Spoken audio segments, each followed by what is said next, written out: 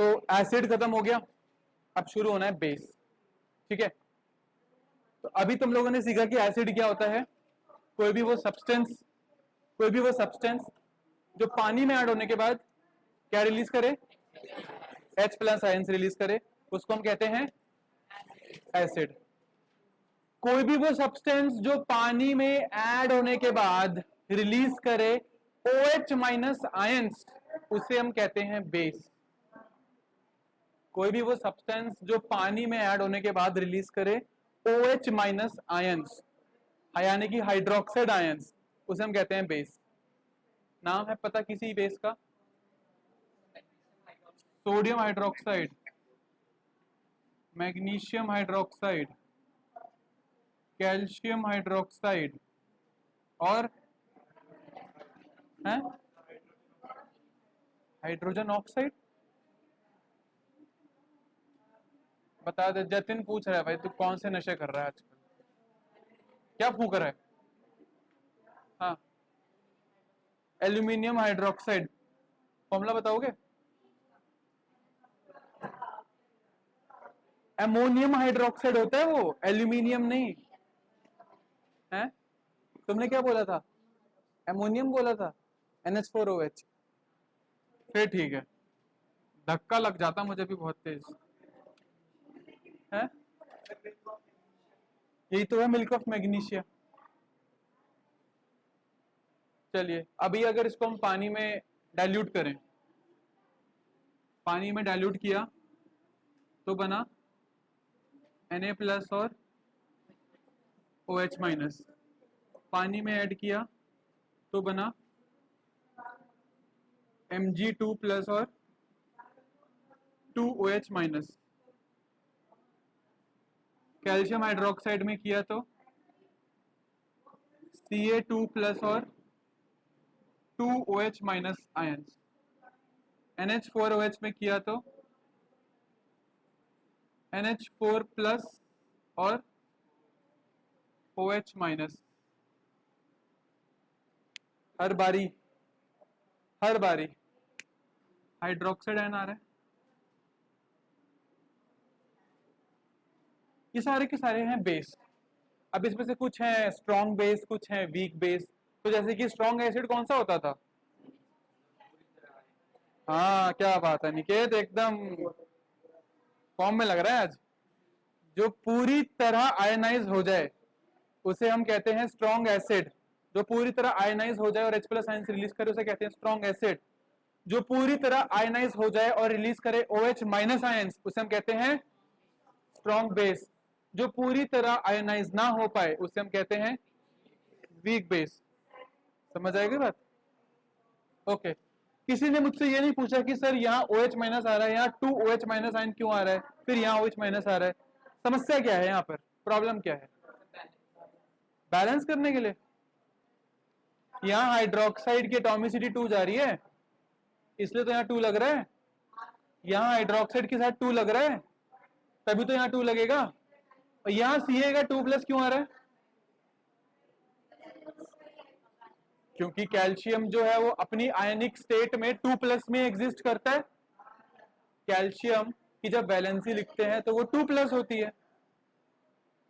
कोई समस्या है इस चीज में? हर चीज का रीजन होना चाहिए, ये नहीं कि याद कर लेंगे, याद करने से बात बनेगी नहीं, क्योंकि रिएक्शंस बहुत सारी आनी है आगे, क्या क्या याद करोगे फिर? समझ रहे हो मेरी बात? तो ये बेस क्या होता है? वो सब्सटेंस, वो कंपाउंड जो पानी में ऐड होने के बाद क्या करे? एक मिनट, क्या करे? नहीं, फिर से नहीं बोल रहा मैं। जो पानी में मिक्स हो जाए, तो नींबू भी मिक्स हो जाता है पानी में तो है, रसना भी मिक्स हो जाता है।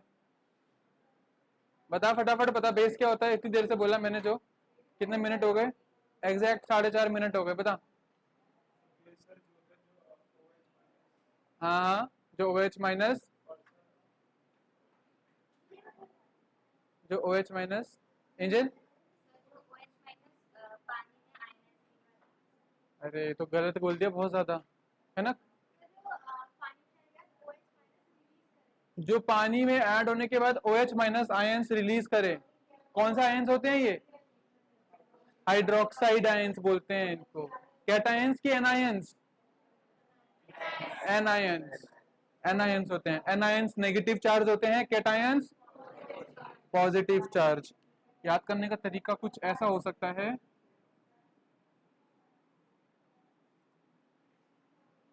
ठीक है। ये मैं बिल्ली बनाने की कोशिश कर रहा था और मैंने उसको कैट आई बना दी, तो कैट आयंस, ठीक है, पॉजिटिव। याद रहेगा? नहीं रहेगा? ये क्या कह रहे हैं, आशीष कह रहा है कि सर इतना गंदा बनाया ना आपने। मैं एक बार वापस से 9th पढ़ लूंगा, पर ये नहीं देखूंगा मैं। चलिए, अब हम डिस्कस करेंगे बेस की प्रॉपर्टीज।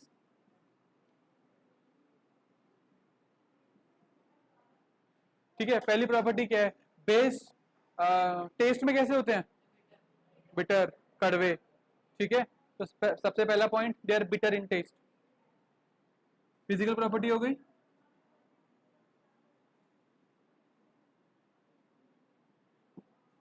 दूसरी property, they are soapy to touch.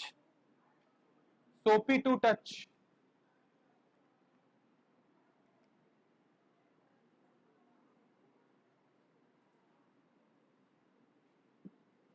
तीसरा, लिटमस पेपर को रेड से ब्लू में कन्वर्ट करते हैं। Change red litmus to blue. चौथा, they conduct electricity in diluted form. जैसे एसिड कंडक्ट करते हैं ना इलेक्ट्रिसिटी डाइल्यूटेड फॉर्म में, वैसे ही दे कंडक्ट इलेक्ट्रिसिटी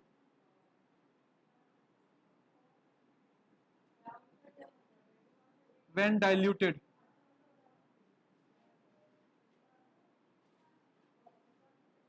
ठीक, ये हो गई इसकी फिजिकल प्रॉपर्टीज, सारी की सारी फिजिकल प्रॉपर्टीज हैं। नोटेड। अब आ जाओ केमिकल प्रॉपर्टीज में।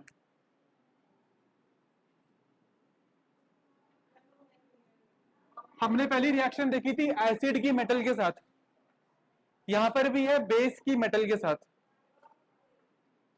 Base reacts with metal to form salt and hydrogen. Salt and hydrogen. कुछ पूछना है? Base reacts with metal to form salt and hydrogen. पर यहां पर एक कंडीशन है, सारे बेस मेटल के साथ रिएक्ट नहीं करते।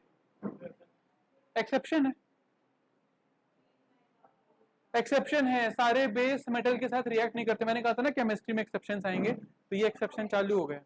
सारे बेस मेटल के साथ रिएक्ट नहीं करते हैं। फॉर एग्जांपल हमने ले लिया NaOH और मेटल ले लिया जिंक, तो ये बनाएगा Na2 ZnO2 plus H2। Na2 ZnO2 plus H2। sodium hydroxide on reaction with zinc forms sodium zincate। sodium zincate and releases hydrogen gas।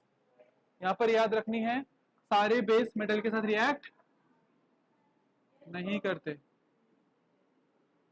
Sodium zincate.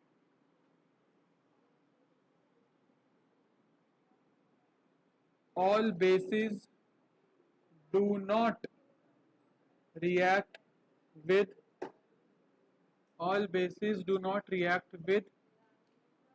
metals। ठीक है,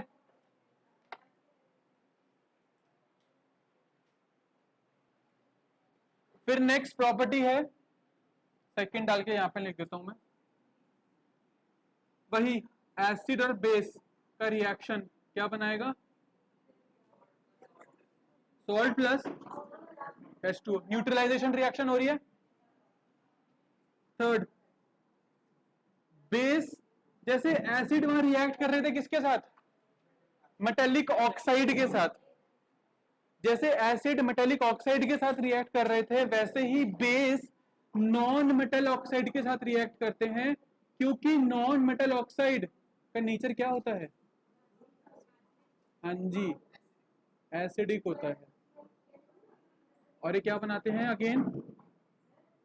salt and H2O, salt and H2O।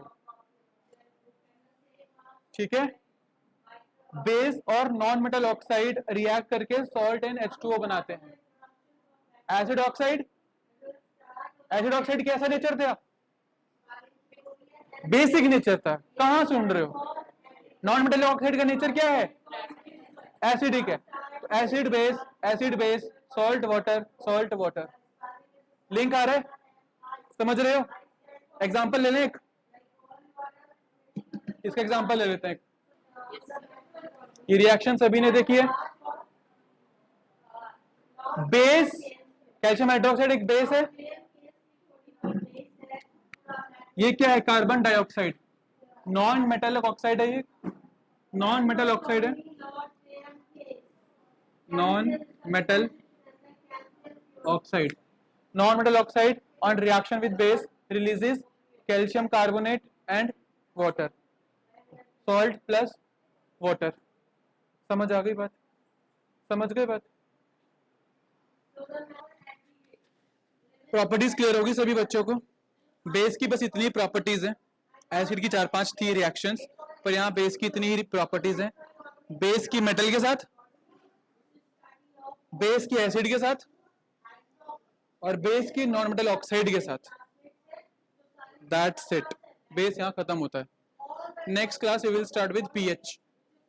ठीक है, pH से शुरू करेंगे और यहाँ तक सबको पढ़कर आना है नेक्स्ट क्लास में। ठीक है, बहुत बहुत धन्यवाद।